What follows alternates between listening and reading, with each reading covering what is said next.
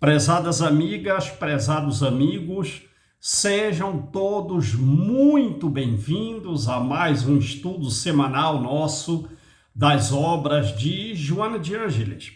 E hoje faremos uma revelação. Joana de Ângeles, em uma das suas reencarnações anteriores, ela foi Clara de Assis, trabalhando ao lado de Francisco de Assis.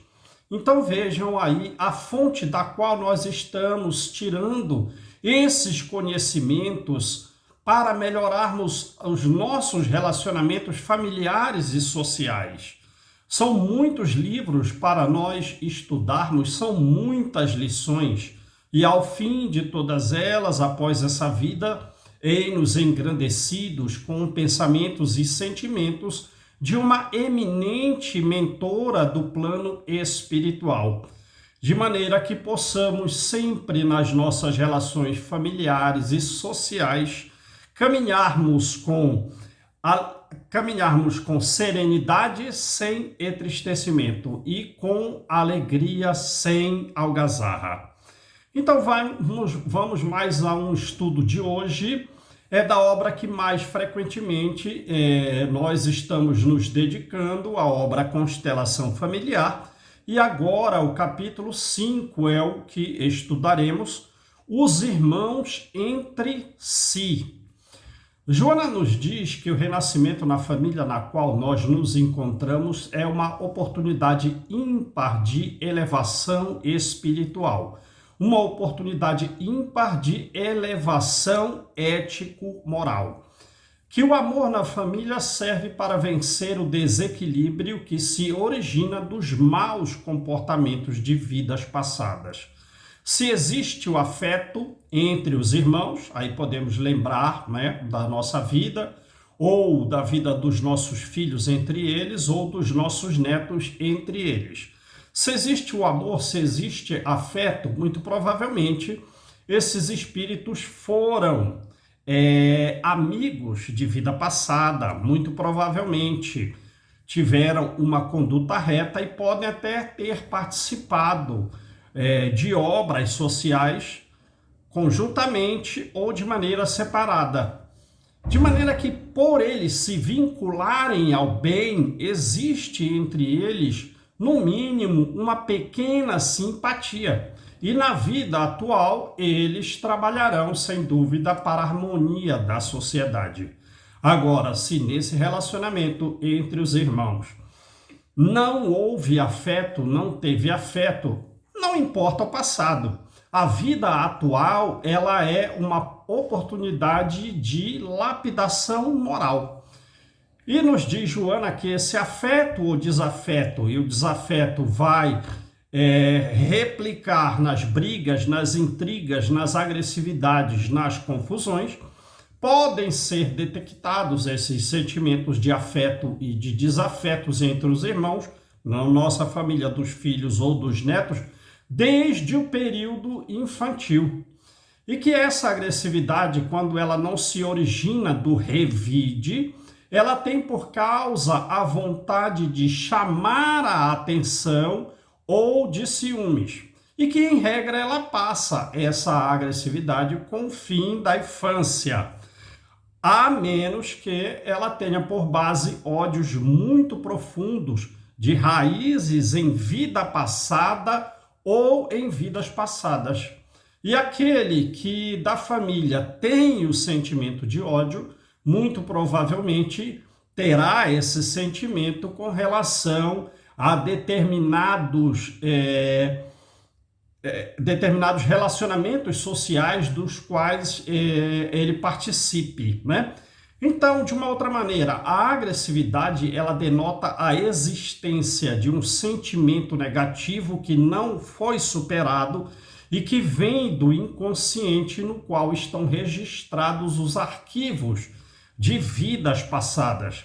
Eis aí, então, a importância da vigilância dos pais e dos avós sobre o comportamento moral dos filhos e dos netos, sendo que os avós devem se limitar às suas funções.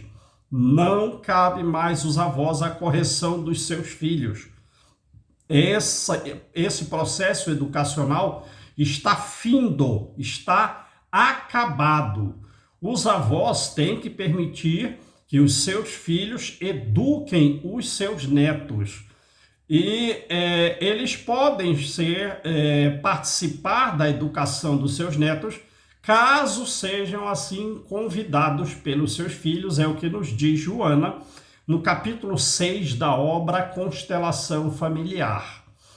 Narra a história que, em determinada situação, foi perguntada à eminente pedagoga italiana Maria Montessori de quando deveria começar a educação moral dos filhos. E ela respondeu que 20 anos antes do nascimento da criança, nos mostrando que a educação moral dos filhos deve começar com a educação moral dos futuros pais. É que a educação ela deve ser constante. A educação visa cuidados especiais. A educação não se vincula a decisões momentâneas, em que uma hora eu decido uma coisa, outra hora eu decido outra. Uma hora eu decido uma coisa, uma hora eu decido outra. Então, portanto, não se vincula a indecisões e chantagens. A educação tem por base o amor e o respeito para a formação de um laço de confiança entre educador e educandos. Mas como é que comumente nós fazemos? Nós chegamos em casa acreditando-nos cansados e irritadiços e vamos corrigir os nossos filhos através de um castigo físico ou de humilhações. Mas vejam, se nós estamos corrigindo os nossos filhos porque houve um atrito entre eles e corrigimos através de castigos físicos ou de humilhações, estaremos aumentando o ressentimento que já existe entre eles, porque cada um crê que no episódio da intriga, a causa do outro, a responsabilidade do outro foi maior. Então, o que nos sugere Joana? Que nós os corrijamos pelo diálogo paciente e amoroso, porque assim nós estaremos diminuindo o ódio que existe no inconsciente de ambos, proporcionando-lhes ao longo tempo a oportunidade de formarem um laço de amizade fraterno. Também não devemos consentir com os comportamentos negativos e nem mesmo ceder das nossas decisões.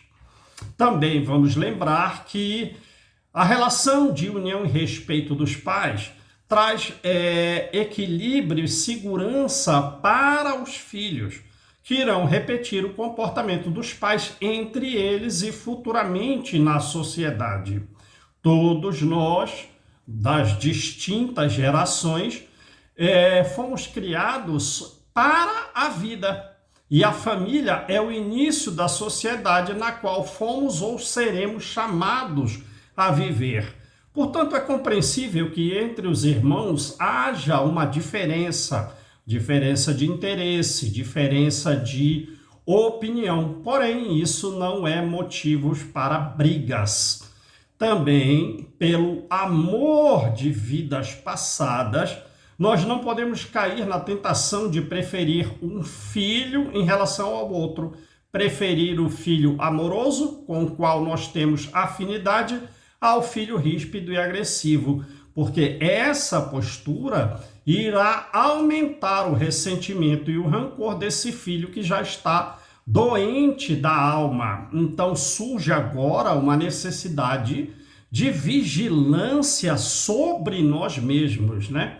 Mas vejam, nós temos um ensino muito antigo relativo a essa necessidade de vigilância dos pais, de vigilância sobre nós mesmos, que é o episódio bíblico e mitológico de Caim e Abel. Caim assassinou Abel, cometendo fratricídio, porque o pai preferia os sacrifícios de Abel em relação aos sacrifícios de Caim, que vivia então rancoroso e revoltado. Vejam que esse ensinamento é um símbolo da necessidade de vigilância dos pais sobre si mesmos, para que não prefiram um filho em relação ao outro. Agora, se nós voltarmos à necessidade de vigilância sobre os nossos filhos, essa vigilância ela é naturalmente mais necessária na fase infantil, porque como falamos, a agressividade entre eles diminui após essa fase infantil e eles devem aproveitar dessa oportunidade para se ajudarem mutuamente com fraternidade. E os pais podem auxiliá-los desde novos no desenvolvimento da fraternidade, fazendo com que os filhos mais velhos protejam e auxiliem os filhos mais novos, chamando-os para executar determinadas tarefas, mesmo que mínimas, valorizando essas tarefas no cuidado com os menores, de maneira a construir essa fraternidade, esse altruísmo entre eles, porque essa fraternidade e esse altruísmo estarão refletidos nos futuros comportamentos sociais dos nossos filhos. Bem, então, em resumo, no lar nós temos tudo que é necessário para a educação, para a formação do caráter, para a formação da personalidade dos nossos filhos e netos, que se prolongarão no tempo. Sabem as diferenças entre personalidade e caráter? Caráter se vincula à moral e personalidade, ela é o modo de ser. Por exemplo, um amigo me convida a ir numa churrascaria, ele vai levar a família dele, eu vou levar a minha família. E eu agradeço, fico feliz, fico alegre, sou espontâneo. Essas manifestações emocionais é a personalidade. Agora, chegando na churrascaria, se eu encontro uma carteira recheada de dinheiro e vou ao proprietário da churrascaria que anuncia de alta voz que foi encontrada a carteira do fulano de tal, que há tanto de dinheiro na carteira, essa é uma postura relativa ao nosso caráter. Então, na família, nós temos tudo que é necessário para a formação do caráter, da personalidade e da educação que se prolongarão no tempo. Vejam quão é importante essa educação moral dos pais, que é, na verdade, uma missão, uma das mais elevadas missões que nós podemos executar na Terra, que é a educação moral dos filhos e dos netos, né? Que está replicada tanto na questão 208, 385 e 582 do Livro dos Espíritos. Porque vamos pensar, pelo lado biológico, o filho herda algumas características anatomofisiológicas dos pais. Também sabemos, somos espíritas, que o espírito que renasce, ele imprime nos genes o que lhe é necessário para ter uma reencarnação vitoriosa. Porém, com relação ao lado moral, ele traz tendências, né? Uma tendência para o roubo, uma tendência para ser aficionado pelo sexo, uma tendência para ser agressivo. E conforme o livro Missionários da Luz, ele traz tendências e não qualidades, quer dizer, ele não será um ladrão, ele não será um sexólatra, vai depender da educação moral dos pais. Vamos continuar com mais exemplos. Por exemplo, no caso de gêmeos univitelinos, frequentemente os gêmeos univitelinos, eles são muito diferentes moralmente. E nós temos uma gestação de gêmeos univitelinos, uma a cada 250. E como eles são diferentes moralmente, a educação moral dos pais sobre eles deve ser diferente. Os pais têm que estar de olho neles, Por exemplo, um é orgulhoso, o outro é egoísta. Um é irado, o outro é, na linguagem popular, mão de vaca. Um é muito irritadiço, o outro é preguiçoso. E os pais devem cumprir a missão de educá-los. O caso mais extremo possível, nos diz Joana de Ângeles, é dos gêmeos chifópagos, dos gêmeos siameses, os que nascem vinculados. Ocorre uma gestação de gêmeos siameses a cada 200.000 gestações. A cada 200.000 gestações. E vejam, estamos falando das que vingam, porque uma entre 50.000 são os casos que incluem natimortos ou que morrem logo em seguida. Estamos falando das gestações que vingam. Diz-nos Joana, frequentemente, não, diz ela que muito frequentemente esses gêmeos chifópagos, siameses, se odeiam significativamente. Então vejam qual é a educação moral dos pais, a educação moral que os pais devem dar para que eles deixem de se odiar. Enfim, para finalizar, quando os irmãos perceberem a necessidade da união, perceberem a necessidade de vencer o problema dos seus relacionamentos, mais facilmente todos eles terão mais facilidade para vencer os problemas dos seus relacionamentos sociais. E essa evolução espiritual, ela advém da educação no lar, ela advém do comportamento dos pais e do comportamento de determinados indivíduos da sociedade que sejam dignos de serem imitados. Assim, quando os lares se elevam pelos entendimentos, toda a sociedade se eleva, porque a sociedade, ela é a grande família na qual deve existir a fraternidade a benefício de todos nós.